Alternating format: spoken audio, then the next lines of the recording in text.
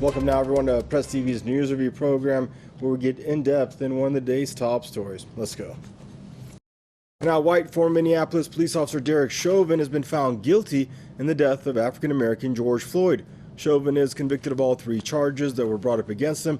Jurors found him guilty of second-degree unintentional murder, third-degree murder, and second-degree manslaughter. Judge Peter Cahill also revoked the bail for Chauvin, who is set to be sentenced now 8 weeks from now. Former officer could face up to 40 years in prison and a maximum fine of $20,000. Meanwhile, the Black Lives Matter supporters took to the streets after the verdict. African-American man died back in May 2020 after Chauvin placed his knee on Floyd's neck while he pleaded, "I cannot breathe."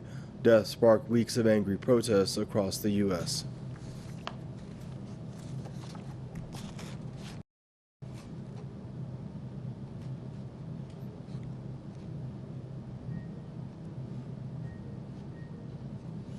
Joining us now for this news review is Colin Campbell, Press TV correspondent, joining us from Washington, D.C., and Ramiro Fuentes, political analyst, joining us out of L.A., California. Gentlemen, I'd like to welcome you both to the program. Colin, we're going to start with you. Anything you can with respect to the latest regarding either the trial or the verdict that we heard just moments ago. Okay, it seems like we just...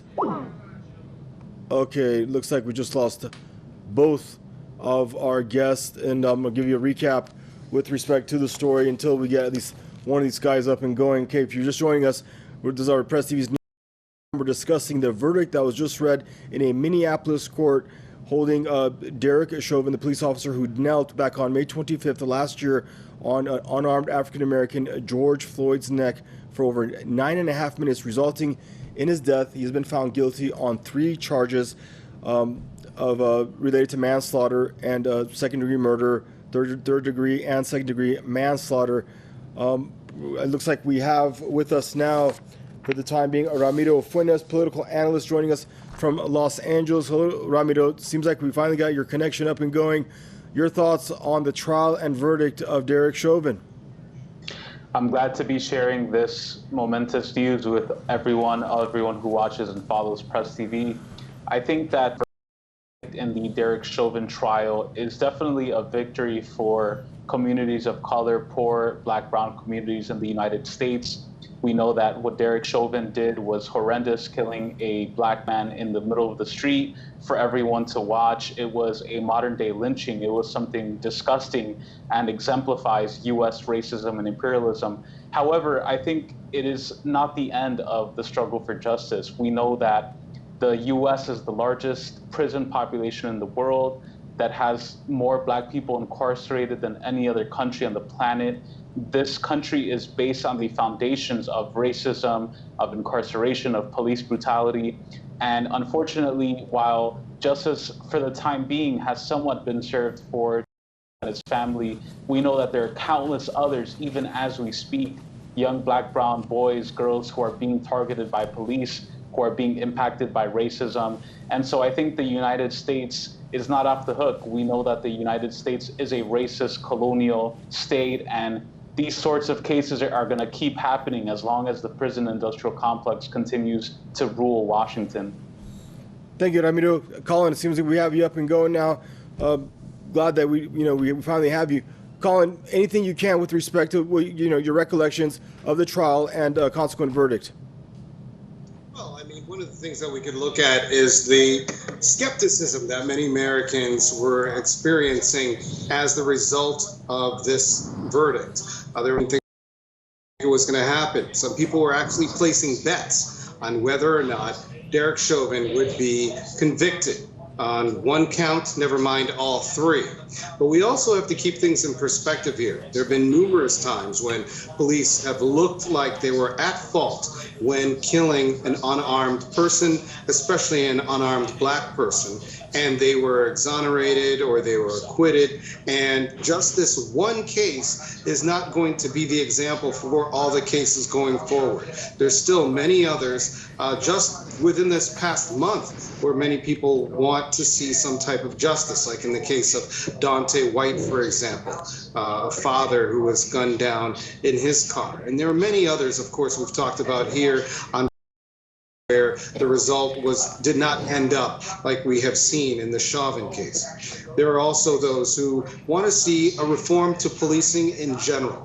How will this case change the way that people are policed in this country, the way that police use their tactics and their training to control someone that they're detaining or arresting? Will this make a difference? And we have to see and try to push for some kind of results, if they are activists or not, if they want to see a true change to this system. Just this verdict alone, just this guilty police officer alone is not going to make a sea change. There has to be fundamental change within the country coming from the federal government or state governments or both when it comes to policing in America. And Ramiro, why do you think that's the case? Why do you think that we have such a disproportionate amount of people of color, unarmed, getting killed? Sometimes it seems like there's more unarmed people that get killed by cops in America than there are armed white people that get killed by cops in America. I think in order to understand why Black, brown, colonized, poor, working class people are attacked and brutalized by police more, we have to really examine the roots of the United States as a so-called nation. This nation, the lands that I'm speaking to you from now, were built on the exploitation of enslaved Africans who were kidnapped, brought to these lands, forced to work the lands, property. And this comes with the rise of capitalism, that human beings are considered property. And the foundations of the police system in the United States are not based on peace and security. They're based on private property and property relations. And the first job of the police in the United States, going back to the 1800s, during the period of Reconstruction, was to catch liberated Africans who were formerly enslaved and ran to the north, and to catch them and bring them back to their owners, their quote-unquote owners back in the South. This was some of the first functions of police, to bring quote-unquote property back to the masters of this property. And so the foundations of why Black, brown, and colonized people continue to be impacted by police violence is in themselves, in their nature, in the US, are built around property relations that don't view us as human beings. They view us as pieces of property that can be moved around. And the second we free ourselves, we're criminals. And Colin, this thing is far from over, right? Because we're expected to come back in 8 weeks, and on culpable homicide on the second-degree charge, the judge can give Chauvin up to 40 years. Up to 40 years means it's at his discretion to give him 5, 10, 15, 20. The charge, the second degree and third degree, only carry, I think, up to 25 years. He could run them concurrent. He could run them consecutive. So there's a lot of flexibility involved.